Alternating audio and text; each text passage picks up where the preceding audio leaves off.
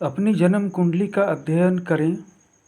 ये आपको आपके भविष्य में ज़्यादा स्पष्ट निर्णय करने में मदद करेगा।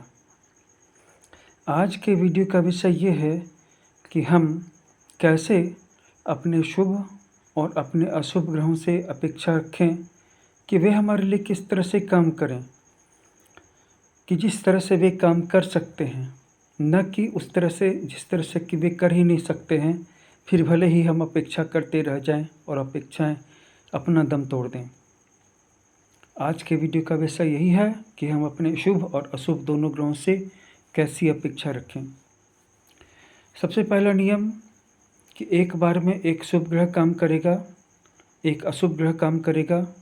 एक शुभ ग्रह प्रधानता से काम करेगा, एक अशुभ ग्रह गौण रह करके काम करेगा। थोड़े ही समय के अंदर में अब अशुभ ग्रह प्रधानता से काम करेगा और शुभ ग्रह गौण होकर के काम करेगा।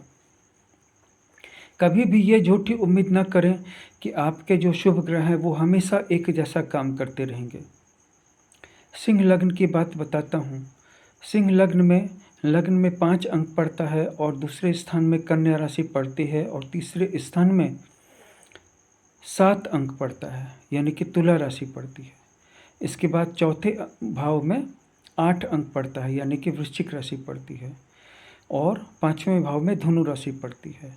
तो पहले भाव में अग्नि तत्व की राशि है और 5वें भाव में फिर अग्नि तत्व की राशि है और फिर 9वें भाव में वृश्चिक राशि है जो कि अग्नि तत्व की राशि है। इसके 5वें भाव में वृश्चिक राशि नहीं बल्कि मेष राशि है जो कि मंगल की एक राशि है जो कि अग्नि तत्व की राशि है। तो ये तीनों राशियां मिल करके व्यक्ति के अंदर में अग्नि तत्व की प्रधानता के गुणों को जन्म देते हैं। अब ऐसा व्यक्ति कभी भी चाह लेगा कि मैं अपने स्वभाव को कंट्रोल कर लूं, शांत कर लूं, किसी भी स्थिति में क्रोध न आए, ये उसके लिए असंभव है। ये अब दूसरों को सोचना होगा कि वो उस व्यक्ति से ये अपेक्षा न करें बल्कि उसकी क्रोधाग्नि के लिए तैयार रहें। समय समय पे वो विस्फोट करेगा, बम की तरफ फटेगा, इसके लिए वो तैयार रहें। वहीं जिनका जल तत्व है, जैसे कि कर्क राशि है, तो उनके 5म भाव में और 9वें भाव में भी जल त्रिकोण की ही राशियां पड़ेंगी। उनके 5म भाव में वृश्चिक राशि और 9वें भाव में मीन राशि पड़ेगी। इस वजह से ऐसे व्यक्ति कभी भी क्रोधित हो ही नहीं सकते, ज़्यादा देर तक क्रोध ठहर ही नहीं सकता। वृश्चिक लग्न हो तो क्रोध आएगा, साथ में दया आएगी, फिर क्रोध आएगा, फिर दया आएगी, इस तरह का साइकिल चलेगा। अगर वहाँ पे कर्क लग्न हो तो क्षोभ आएगा, फिर दया आएगी, ममता आएगी, फिर क्षोभ आएगा, फिर दया और ममता की भावना आएगी। अगर वहाँ पे मीन लग्न हो तो दयालुता आएगी, फिर उसके बाद बदले की भावना आएगी, फिर दयालुता आएगी, फिर बदले की भावना आएगी। मतलब एक भावना पे स्थिर इंसान रह ही नहीं सकता है, क्योंकि ये जो हमारे ग्रह हैं ये न सिर्फ हमारे जीवन में घटने वाली शुभ और अशुभ घटनाओं को कंट्रोल कर रहे हैं बल्कि हमारी भावनाओं को भी कंट्रोल कर रहे हैं कि हम क्रोधित होंगे, फिर दयालु होंगे, फिर बदले की भावना से भरेंगे, फिर दयालु होंगे, फिर क्षोभ की भावना से भर जाएंगे कि मेरे साथ ही ऐसा क्यों होता है, फिर अचानक से हम दयालु हो जाएंगे। ऐसा कोई व्यक्ति नहीं है जो हमेशा क्रोध में ही रहेगा या कोई ऐसा व्यक्ति जो हमेशा दयालु ही रहेगा।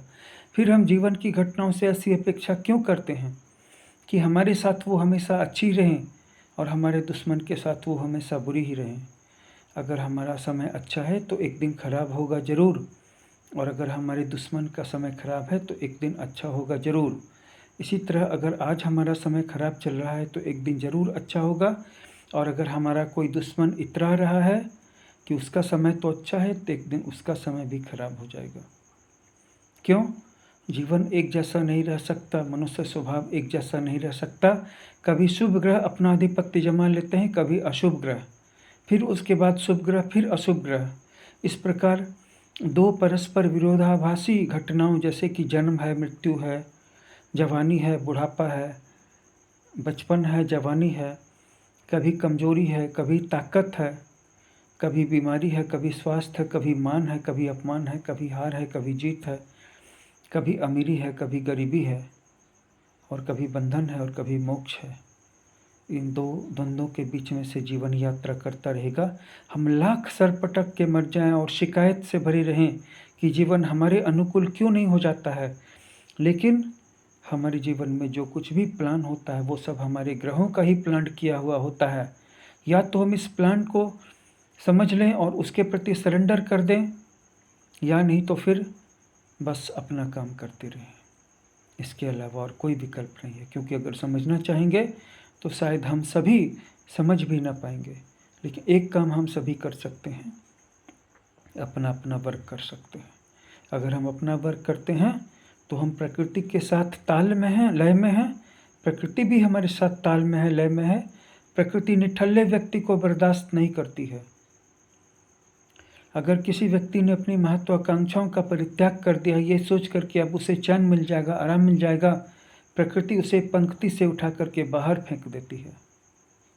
यहाँ पर वही टिक सकता है जो अपनी महत्वाकांक्षाओं के लिए संघर्ष करने के लिए तैयार है।